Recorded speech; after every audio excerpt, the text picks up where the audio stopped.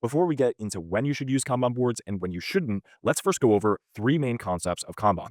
First, we use Kanban in order to visualize our work as well as our workflow. So Kanban is great because it has different types of columns and a very visual structure where we can look at and see exactly where tasks are at, what work is completed, and much more.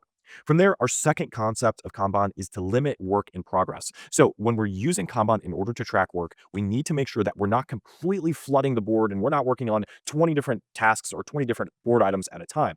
That is our work in progress, and that's the concept of limiting WIP, or limiting work in progress. And the third and final concept of Kanban is to improve continuously over time. As you start using Kanban boards, as you become more familiar with them, as you see their benefits for productivity, and even as your teams use them, you'll start to understand exactly what you need to implement in your boards in order to keep things moving smoothly and in order to maximize productivity. One of the main concepts of Kanban is just to continuously improve. So if you notice anything that could be fixed, anything that could be changed, you have the freedom to create as well as customize your boards in order to tailor them to your exact situation and make the most out of your Kanban board usage. And here's an example of a Kanban board with some of these elements. First here, we have the work in progress limit, or WIP. Here we've set the max amount of tasks that we can work on, or the max amount of cards within each column, to be 4. Currently, you can see here we have 3 out of 4 with a maximum of 4 cards in this specific column. So we can only work on 4 cards or 4 tasks at any given time. If we went up to say 5 or 6 without changing this work in progress limit, then we would be over our actual work in progress limit. And that would be a red flag that we need to see exactly what's going on and we need to adjust our workload. Next is column, and this is where our cards or our tasks are actually stored. Each column has its own title. Most people would use 3 or 4 different columns. We'll talk about exactly how many columns you can have in your board, but most people just use 3 to 4. In this case, this 3-column Kanban board is using a to-do or a sort of backlog, an in-progress column, and a done column. So the way that work would flow through this would be it would go from our to-do or backlog to our in-progress. Once it's done and it's actually completed, it would be moved to done.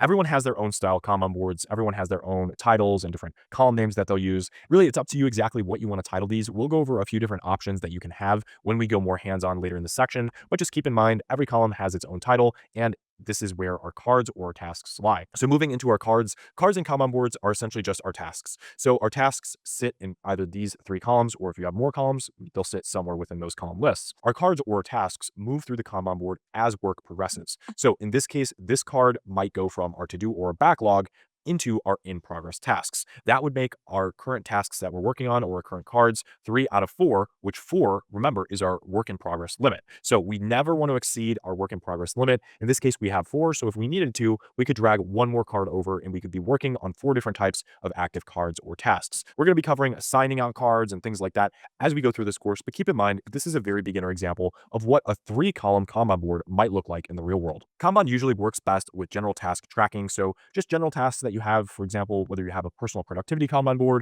or you have a Kanban board at work. Any sort of general tasks, Kanban is great for tackling. Additionally, Kanban is great for general business operations, especially if you can limit your columns between 3 to 7 size and length. General business operations could be everything from your daily repeating tasks to an entire department's tasks. Really, whatever you use within a business or an organization, Kanban can be adapted to many of these different types of business operations and business situations. Kanban also tends to work very well with individuals or project teams or operation teams or departments that prefer a very visual display as well as workflow. Because Kanban is so highly visual and you're literally dragging tasks back and forth and moving things and labeling them, it's great, especially if you like having that visual view of different types of tasks and work that's currently being worked on, is in the backlog, or has been completed. Many marketing departments and many marketing companies also love Kanban boards. Kanban is so great for marketing because it has that smooth flow through. And you can even invite your customers or people outside of your department or organization to your digital Kanban board, and they can very quickly understand, okay, this hasn't been done yet, this is in progress, this has been done, and this task might need my review. Because the columns are just so simple, it lends itself very, very well for working with clients, especially if you're doing any sort of marketing. For example, social media, or if you're doing some sort of paid ads, whatever you're doing, Kanban boards are great for marketing. If you're working on some sort of software project, you can benefit a lot from Kanban because it's taking you again through that straight journey from the very beginning to the very end. Especially with software development, there's so many different types of little pieces and little tasks that it makes it so much easier to track work as you go through with a Kanban board. Additionally, as we talked about in the previous video in this section introduction, Kanban boards are great for personal productivity or personal projects. Because usually these different types of projects that we take on in our personal lives are very simple, Kanban board provides the structure to very quickly not only note your work down, but also track it as it's getting completed. Lastly, Kanban boards are great for anyone who's willing to use multiple boards for different types of projects, tasks, initiatives. With Kanban boards, we want to separate our boards out and we want to keep things strictly to what our Kanban board is made for. For example, you might have a Kanban board for projects at home and you might have a Kanban board for your own finances. Kanban works best when you're working on very specific tasks and you're able to separate out Kanban boards for things that are not related. Really, as you can see, Kanban board has a wide variety of different use cases and when you should actually use it. So if you fall into any of these categories, you should definitely give Kanban boards a shot. And even if you don't, I still encourage you to use Kanban boards just so you can see how they actually work and see if they could benefit you. These are by no means the only reasons why you should use Kanban boards. If you don't fall into any of these different areas, that's completely fine. Again, I recommend that you still try and use a Kanban board just to see how you like it. It's a great productivity tool. Now let's talk about when not to use Kanban boards. So Kanban boards do not work well with very complex projects with task dependencies. So for example, if we're working on a huge information technology rollout within a company and we're completely redesigning all of the infrastructure, we're getting new routers, we're getting new wiring in the building that requires special construction and special fireproof wiring, and we need to get permits for that, and we need to hire people. Well, Kanban board might not be the best thing for that. Kanban boards are more for simple projects that are smaller and they're more for projects that don't necessarily have a lot of different task dependencies. And what that essentially means is a dependent task is a task that requires something else to be done before that task can actually start. So you might have task A here, which has a dependency on task B. Task A could only start when task B is finished. So Kanban boards don't necessarily address task dependencies nearly as well as other forms of project management or task management, for example, like list views might be able to address better than Kanban.